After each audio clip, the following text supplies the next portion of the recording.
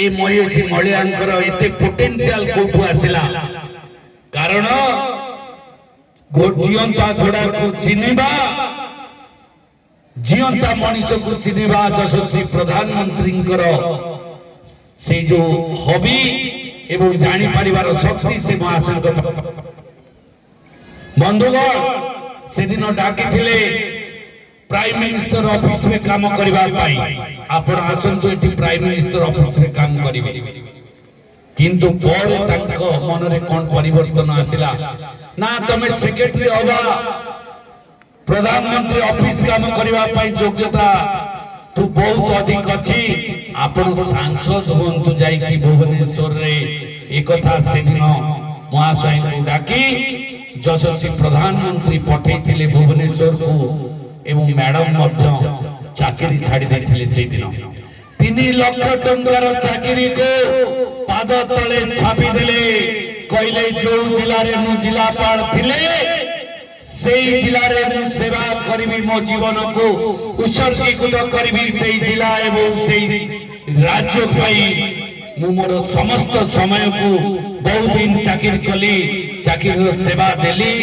मु लोगों को पाई सेवा करी से संकल्प नहीं दिल्ली रु भुवनेश्वर आसिले किए पल्ली रु दिल्ली जाए से दिल्ली रु पल्ली को आसिले से महाशय आज आपण मान को गहन रे एवं जो परिस्थिति रे से निर्वाचन लड़िले आपण माने जानि चंती सरकार गोटे दलर एमएलए माने गोटे दलर 7टी निर्वाचन मंडली को नहीं गोटे लोकसभा संसद क्षेत्र गोटे भी नेता विधायक नथिले कि जितिबार भी नथिला ता सत्ते आपण माने तांको आशीर्वाद कले समस्त गणित को भूल प्रमाणित करि देई भुवनेश्वर सांसद भाबरे मोदी जी को संगे शामिल हो गले एक नया इतिहास रचना कले भुवनेश्वर ओडिसा रे जे कोटिए एमएलए नथाई गोटिए चका नथाई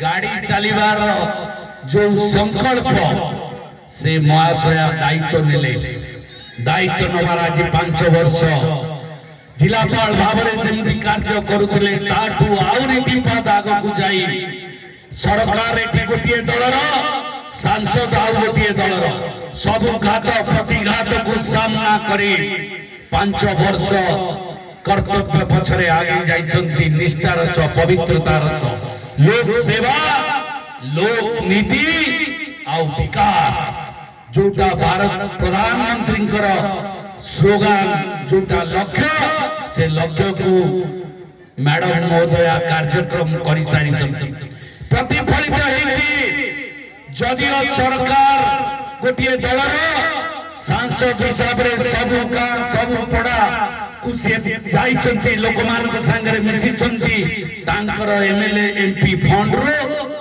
सब गां रे मतो कोठी लाइट कोठी पीबा पानी छोटियाटे कार्य हेले मतो सब गां को पाद पकैछंती सब गां रे छोटटिए मोटटिए कार्य मतो करिछंती से आज हमर मुख्य अतिथि भावरे उपस्थित हेछंती मो मां मानु को युवक बंधु मानु को कहबी आपण माने टिके कर ताली हुळहुळी देई तांको स्वागत करिवे।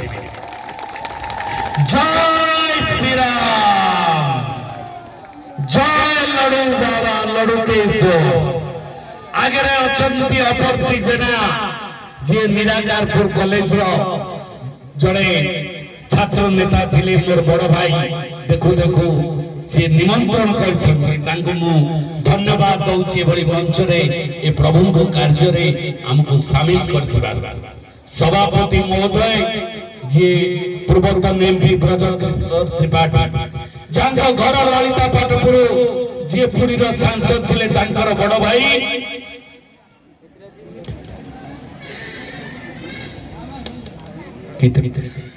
त्रिपाठी महोदय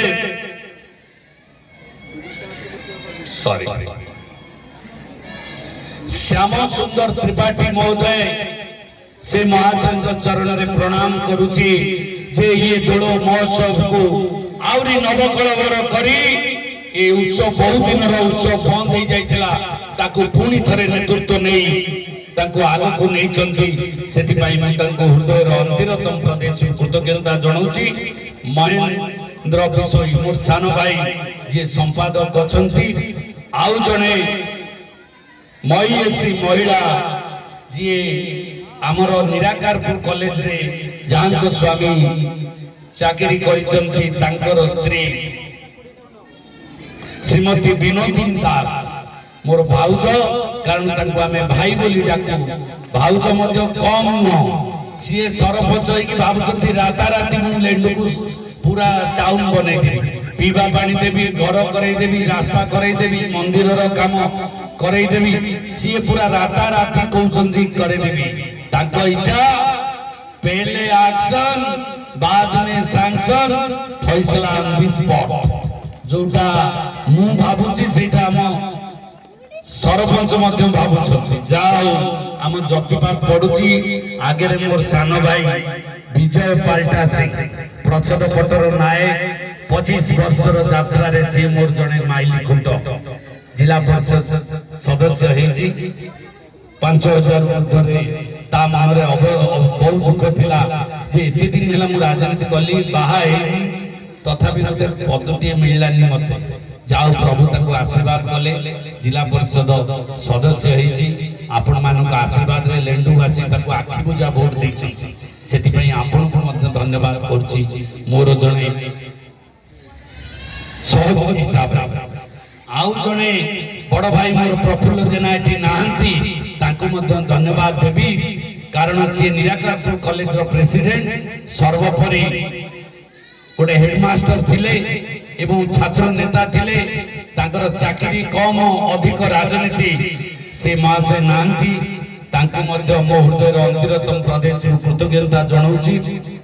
ଆଉ ମୋର ସାନ ଭାଇ ପ୍ରଶାନ୍ତ, ସିଏ ତ ପାଲା କଲାଣି, ଆହ୍ଲାଦଙ୍କର ସାଗର, କବି, ଲେଖକ, ଗାୟକ ସବୁ ସିଏ। ଯାଉ ତାକୁ ମଧ୍ୟ ଏଇଠିକି ଆପଣମାନେ ନିମନ୍ତ୍ରଣ କରୁଛନ୍ତି। ସେ ହରିପୁରର ଜଣେ ଯୁବ ନେତା, ଛାତ୍ର ନେତା ମଧ୍ୟ ସିଏ ଆଜି ଆମ ଗଣରେ ଅଛନ୍ତି। ସମସ୍ତ କମିଟିର ସଦସ୍ୟମାନଙ୍କୁ ମୁଁ କୃତଜ୍ଞତା ଜଣାଉଛି। ଆପଣମାନଙ୍କୁ ଅଧିକ କିଛି କହୁନାହିଁ, ଆପଣମାନେ ଜାଣିଛନ୍ତି ପ୍ରଶାନ୍ତ ଜଗଦେବ କଣ। କାରଣ ମୋର ଜନ୍ମଭୂମି ଯଦିଓ ବଡ଼ ପୋଖରିଆ, ମୋ କର୍ମଭୂମି ହେଉଛି ଲେଣ୍ଡୁ ନିରାକାର ଦିଆ। ଇଏ ସମସ୍ତ ପଞ୍ଚାୟତ ଗୋଟିଏ ଥିଲା ଏବଂ ମୁଁ ସେଠି ଗେଲା ପୁଅ ଭାବରେ ଏଠି ଘରେ ଘରେ ପରିଚିତ। ମୁଁ ଆଉ ମୋ ବିଷୟରେ କହିବା ଠିକ ହବ ନାହିଁ। ଯୋଉଟା କହିଲି, ଆପଣମାନେ ଯାହା ସ୍ୱପ୍ନରେ ଭାବିଛନ୍ତି ଲେଣ୍ଡୁ ଗ୍ରାମ ପଞ୍ଚାୟତ ପାଇଁ, ତା ଦିହରେ ଆଉ 10% ଯୋଗେଇ ଦିଅନ୍ତୁ। ସମସ୍ତ କାର୍ଯ୍ୟ ଭଗବତୀପଡ଼ାର ରାସ୍ତା ହରିଜନ ସାହିଠୁ ଆରମ୍ଭ କରି ଯାଜପୁର, କୁନିଆ ସାନ୍ତରାପୁର, ଲେଣ୍ଡୁ, ଆରେଡି, ଆସିଲି, ଅରାଞ୍ଚଳ ଏବଂ ପ୍ରପର ଲେଣ୍ଡୁ। ଆଉ ଗୋଟିଏ ରାସ୍ତା ଏବେ ନାହିଁ ରେଲ ଲାଇନ ତଳେ, ସେଟା କଣ ଯାଇଥିଲି ଯଜ୍ଞକୁ, ମାଟି ରାସ୍ତାରେ ରେଙ୍ଗୋଟା ନୁହଁ, ଆଉ ଗୋଟେ ଗାଁ ଷଠିପଦର ସ୍ୱାଧୀନତାର 75 ବର୍ଷ ପରେ ରାସ୍ତା ହେଇନି, ଦେଖିକି ଖରାପ ଲାଗିଲା। ଆଉ କେତେ ଏମଏଲଏ କୁ ଆପଣ ଭୋଟ ଦେଇଥିଲେ, କେତେ ମୁଖ୍ୟମନ୍ତ୍ରୀ କି ଆଉ ଭୋଟ ଦେଇଥିଲେ, ଷଠିପଦରକୁ ରାସ୍ତା ହେଇଥାନ୍ତା। ଇଏ ଦୁର୍ଭାଗ୍ୟର ବିଷୟ। ଯୋଉ ଦିନ ଆପଣ ମାନଙ୍କର ସେବା କରିବାର ସୁଯୋଗ ମିଳିବ, ସେଇ ଦିନ ଷଠିପଦର ରାସ୍ତା ସେଇ ରାତିରେ ତିଆରି ହବ। ଆଜି ଆପଣ ମାନଙ୍କ ପାଖରେ କଥା କହିକି ଯାଉଛି। ଏବଂ ଲଡୁ ବାବାଙ୍କ ମନ୍ଦିର ଯୋଉ ମୁଣ୍ଡି ମରା ହେଇଛି, ବିଧାୟକ ଆସିଥିଲେ ଗଲା ବର୍ଷ, ସାଂସଦ ମହୋଦୟ ଆସନ୍ତି, ଆଉ 2 ମାସ ପରେ ଯଦି ଏବେ ବି ଚାହିଁବ କରିଦିଅ କାମ, ବିଲ୍ କରେଇଦେବି 2 ମାସ ପରେ, ପୁରା କଲରଫୁଲ କରିଦିଅ।